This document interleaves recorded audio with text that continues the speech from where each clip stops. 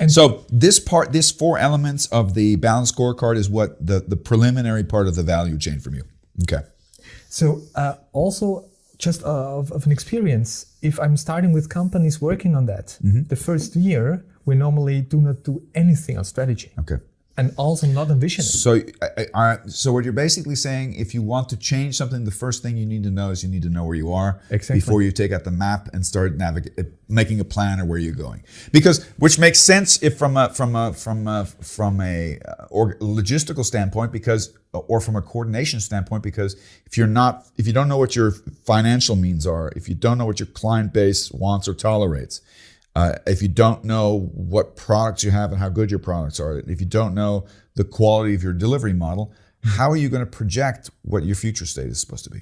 And so you say that this sometimes takes you up to a year to even establish. Absolutely. Okay. And here comes the first conflict with the management normally.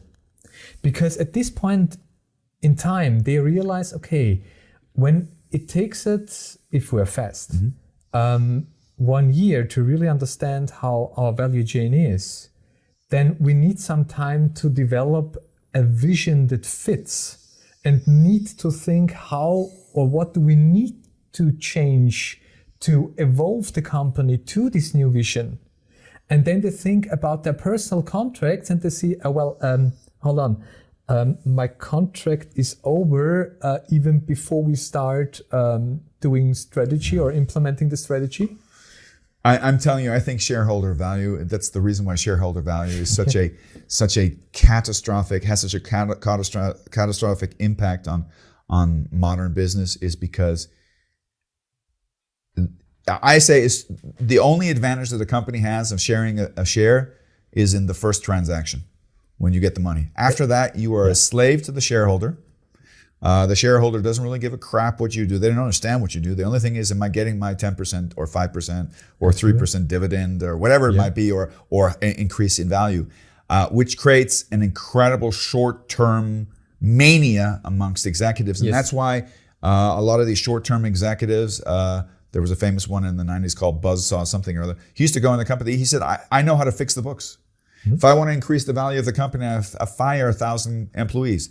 It's going to screw the company midterm and long term. It's going to ruin our productivity, but short term, it's going to look good on the books, right? Yep. Good. And not good, but and to jump in on this, but this is the issue, because what we need to understand is, if we want to develop a company strategically, we need to do an investment first, and then gain the higher results. Can I hear you, and I think it's so important what you say. I want to kind of maybe say it from a different perspective to maybe broaden it even. I think most executives feel much more comfortable with the quantitative element. Academically, it's something you can learn. You can go to university for. That's what I have an MBA for. That's what I went for business school for. I can learn how to crunch balance sheets.